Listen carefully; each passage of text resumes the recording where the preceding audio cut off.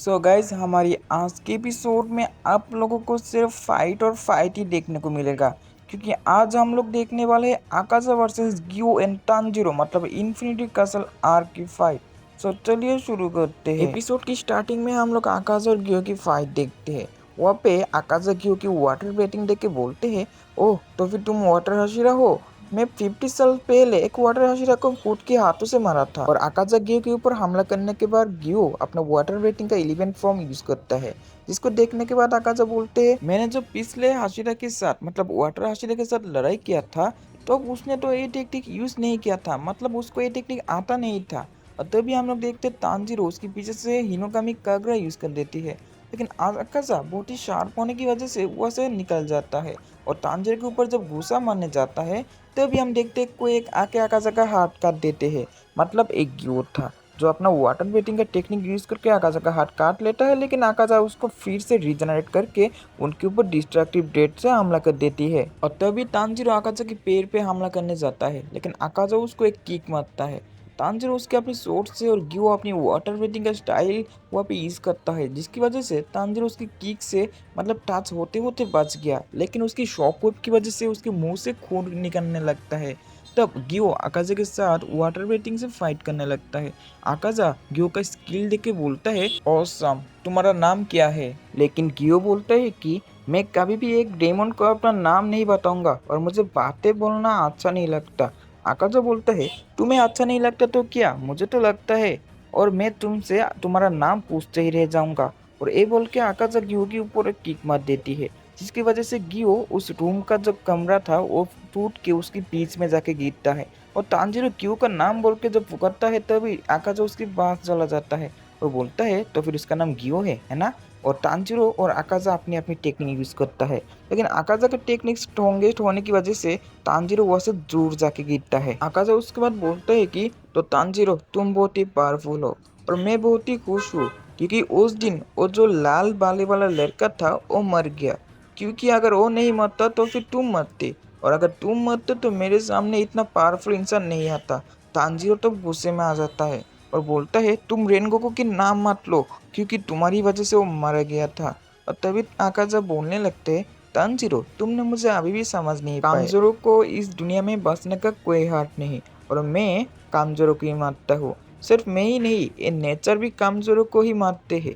और तभी तांजीरो बोलते हैं, तुम एकदम रॉन्ग हो, क्योंकि एक बच्चा जब छोटा रहता है तो उसकी पेरेंट्स उसको हेल्प करता है ताकि वो सभी से स्ट्रॉन्गेस्ट बन पाए, और वो धीरे धीरे स्ट्रॉन्गेस्ट बनता जाता है। यार ऐसे ही तुम भी छोटे थे और तुम्हारे जो पेरेंट्स थे वो तुम्हारी देखभाल करते थे, और इसकी वजह से आकाशा तुम आज मेरे सामने जिंदा हो। मतलब कोई भी शुरू से स्ट्रॉन्गेस्ट नहीं होता, मतलब स्ट्रॉन्गेस्ट इंसान हर वक्त कमजोरों की यहाँ पे सुरक्षा करते हैं, और जो हम लोग करके आते हैं। सो हम अब तुम्हें रुकेंगे आकाशा, हम अब नहीं देखने जा रहे हैं कि तुम और किसी को मार दो। और तभी आकाशा अब सोचने लगता है मैं आज तक भूल ही सोच के आया हूँ, क्योंकि मैंने सोचा सिर्फ हैप्पीनेस के लिए स्ट्रॉन्गेस्ट ही काफ़ी है, लेकिन आज इस लड़के की बातों से मैं जान पाया कि हैप्पीनेस के लिए कोई पावर की ज़रूरत नहीं। और उसके बाद हम लोग देखते हैं कि आकाशा की कांध में कोई एक अनजान आदमी हाथ रखता है, और वो अनजान आदमी का फेस हमें नहीं दिखाई जाता, और वो आकाशा को बोलते हैं, आकाशा तुम जब छोटे थे तब हम भी तुम्हें अच्छी तरह से प्रोटेक्ट किया था। वो आदमी आकाशा को और भी बोलता है कि हमेशा खुद के साथ फाइट करो और अदर्स के साथ नहीं। लेकिन हम लोग देखते हैं आकाशा उसके ऊपर अपनी पांच मारते हैं, लेकिन वो आदमी तुरंत ही वहाँ से गायब हो जाता है, और हम लोग यहाँ पे जान पाते हैं कि आकाशा अपनी इमेजिनेशन पे उस आदमी को देख रहा था। सो आकाशा का पांचिंग वाला जो सीन है उसको देख के तांजीरो को अजीब भी लग रहा था, क्योंकि उसको लग रहा था कि आकाशा हवा में पंचेस मार रहा था।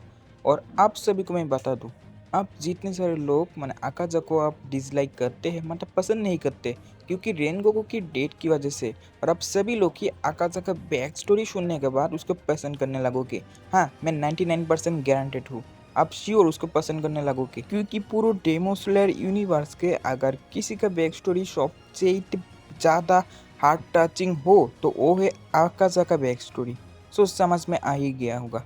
सो आकाशा तांजीरो के ऊपर हमला करते हैं, लेकिन हम लोग देखते हैं कि वहाँ पे फिर से तांजीरो अपने ब्रीथिंग टेक्निक यूज़ करता है, लेकिन आकाशा के सामने कोई फ़र्क नहीं पड़ता। और उसके बाद हम बैटल ग्राउंड पे देखते हैं जब पे आकाश और तानजीरो भाई बहुत ही इंटरेस्टिंग फाइट लड़ रहा था। और वहाँ पे तानजीरो के मन में तो गुस्सा ही था। और हम लोग देखते हैं कि आकाजा अपनी फुल इन हैंड्स के साथ उसकी जो ब्लड डेमन आर्ट है वो तानजीरो के ऊपर हमला करता है। लेकिन हमारा तानजीरो हिनोगामी कागरा यूज करके वहाँ से बच जाता है। लेकिन वो हिनोगामी कागरा से हम देखते हैं कि आकाजा के ऊपर हमला कर देती है। और आकाजा के गले का हाफ पार्ट वो काट भी देने सक्सेस हो जाता है। लेकिन आकाजा फिर से खुद को रीजनरेट करके तानजीरो के ऊपर टूट पाते हैं।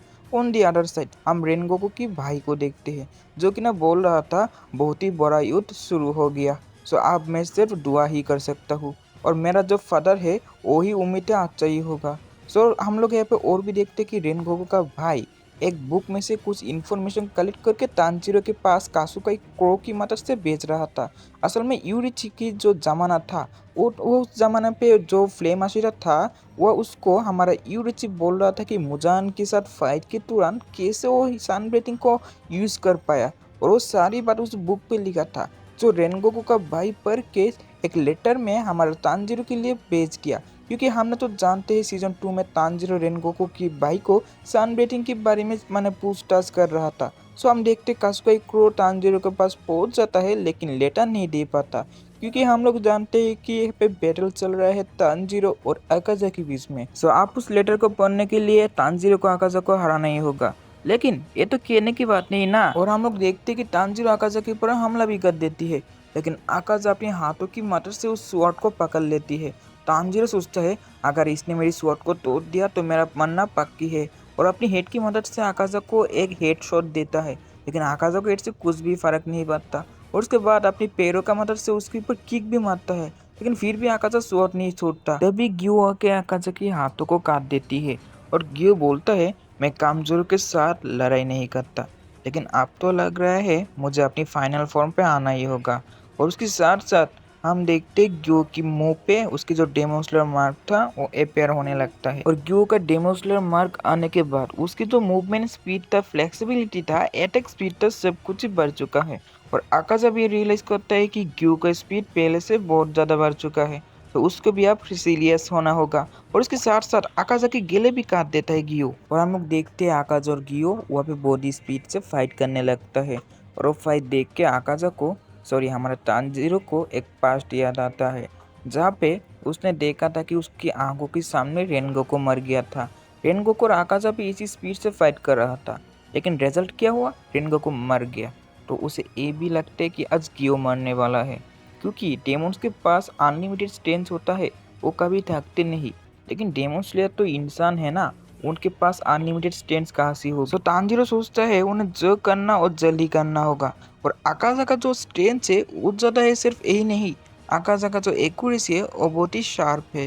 क्योंकि अगर आप आकाजा को पीछे से हमला करते हो तो आकाजा उसको सेंस कर लेता है और काउंटर हमला कर लेती है। जो कि ना वो अपने हमले पे करता है। तानजीरो तो सोचता है कि तो फिर क्या आकाजा के पास एक स्पेशल पावर है जो कि ना मेरे पास है। क्योंकि मैं भी तो किसी का भी गंध सूख सकता हूँ, किसी का स्मेल ले सकता हूँ। और रुको, ऐसा ही एक टेक्निक तो इनोसुके के पास भी है जो कि ना दूर का चीज़ें सेंस कर सकता है। अगर हम लोग इनोसुके के ऊपर हमला करने जाते हैं तो वो भी इनोसुके सेंस कर लेता है। और मैंने जब हॉस्पिटल पे था तब इनोसुके ने मुझे बोला था अगर किसी ने उसको हमला करने आया तो उसको सेंस कर लेता है। और इनोसुके भी सब कुछ सेंस कर लेता था जैसा कि वो सीजन 2 पे ही कर रहा था, हमने देखा। हमें और भी ये बताए जाते हैं कि इनोसुके ये भी बताता है कि उसकी बॉडी एक चूहे की तरह है। अगर कोई उसको मारने की इंटेंस लिए चला आता है तो सेंस कर पाता है नहीं, और अगर उसके मारने की इंटेंस लेके नहीं आता तो उसको सेंस नहीं कर पाता। जैसे कि वो जंगल पे जब रहता था उसकी ग्रैंडमदर उसको मारने की सेंस पे नहीं आता था। इनोसुके उसको सेंस भी नहीं कर पाता था। यहाँ पे तानजीरो को समझ आता है कि आकाजा का टेक्निक कैसे वर्क करता है। जो उसे आकाजा के पीछे ऐसे जाना होगा कि आकाजा उसके सेंस ना कर पाए। लेकिन ये नामुमकिन है क्योंकि उसके पीछे अगर आप जाते हो तो आपके ये मकसद होता है उसके गले काटना, और वो तभी आकाजा आपको सेंस कर लेता है। लेकिन तानजीरो को ये भी समझ आता है कि आकाजा अपनी एक special blood demon art technique use करता है। तभी वहाँ पे तानजीरो और बातें नहीं सोचता और आकाजा के ऊपर टूट पाते हैं।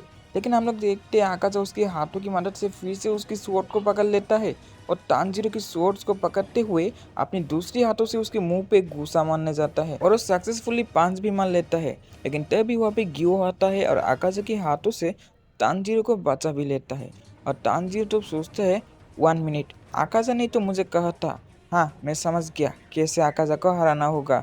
और यहीं पे हमारे एपिसोड खत्म हो जाता है। सो तांजीरो को ऐसा क्या टेक्निक मिला जिसकी मदद से वो आकाशा को हरा सकता है, ये हम जान पाएंगे सामने के एपिसोड पे। सो आज के लिए गुड बाय गाइस, अगर चैनल पे नए हो तो सब्सक्राइब कर देना।